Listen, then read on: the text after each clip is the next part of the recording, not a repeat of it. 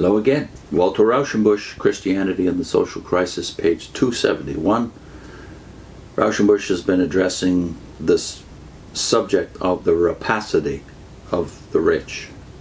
Now he's talking about how that brings about the undermining of the family.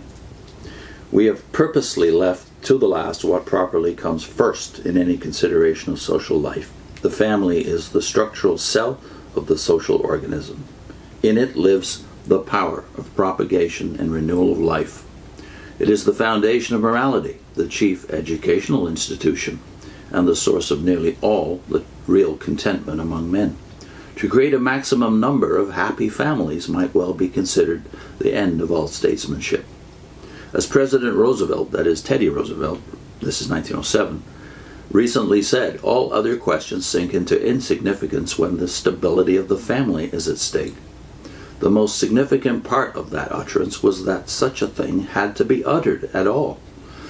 Hard times are always marked by a downward curve in the percentage of marriages. In our country, the decline has become chronic for some years past. Men marry late, and when the mating season of youth is once past, many never marry at all. In my city of Rochester, New York, with a population of 162,000, the census of 1900 showed 25,000 men between the age of 25 and 44, the years during which a man ought to be enjoying a home and rearing children, and 7,355 of them were still unmarried.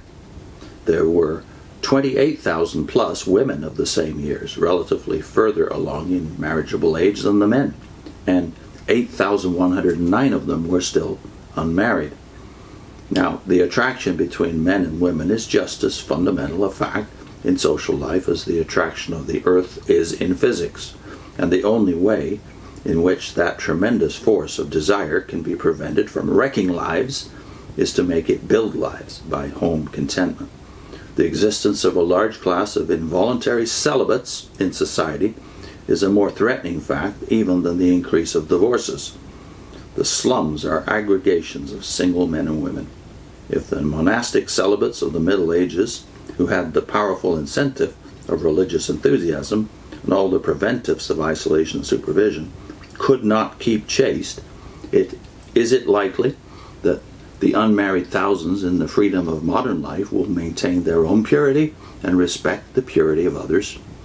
They are thrust into the lonely life through no wise resolve of their own, but mainly through the fear that they will not be able to maintain a family in the standard of comfort which they deem necessary for their life. If a man and woman do marry, they do not yet constitute a true family. The little hand of a child, more than the blessing of a priest, consecrates the family. France has long been held up as furnishing the terrible example of a declining birth rate. But the older portions of our country are saved from the same situation only by the fertility of the immigrants. The native population of New England would not reproduce itself. The chief cause for this profoundly important fact is economic fear. Whenever the economic condition of any class is hopeful and improving, there is an increase in the birth rate. Whenever there is economic disaster or increasing pressure, there is a decline. In the West, where land is still abundant, families are large. The immigrants, who feel the relative easement of pressure, multiply. The natives, who suffer by the competition of the immigrants and who feel the tightening grip of our industrial development, refuse to bring children into a world which threatens them with poverty. Our cheerful newspaper optimists assure us that the American child makes up by quality what it lacks in numbers. They quote the reply of the lioness in the fable, "One but a lion." But that is merely an effort to make an ugly fact look sweet. People hunting for apartments in a large city soon discover one cause. As arrows in the hand of a mighty man, so are children of youth, said the psalmist. Happy is the man that has his quiver full of them. They shall not be put to shame when they speak with their enemies in the gate. And that is, I think, Psalm 127. He doesn't have a reference to it on this page. Psalm 126, 127, somewhere around there. But they shall talk very humbly and beseechingly when they speak with their prospective landlords nowadays. The concentration of population in the cities through competitive necessities, the consequent increase in rents, the enforced proximity to undesirable neighbors, the rise in the standard of luxury, together with the decreased purchasing power of the average income, these account in the main for the declining birth rate. When men are hardly able to keep their head above water, they fear to carry a child on their back. Fear stands where the spring of life should bubble and freezes it into subsidence.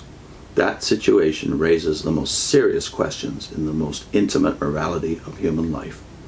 Moreover, the absence of children decreases the cohesive power of the married relation, the blitheness and youthfulness of life, the unselfishness of character, the insight into human nature. In short, it blights much of what is really fine and high in the souls and relations of men. The luxury and culture made possible by the absence of children is a glittering varnish to cover decaying wood. Now, in the next segment, Rauschenbusch deals with the menace of sterility to the health of a population. I'll put a link into a brief series, 3 videos we did on the sins of the fathers, covering the flaws of the characters of the Old Testament, primarily David and Jacob, and how they played out in the deterioration of the family, even the royal family in Israel.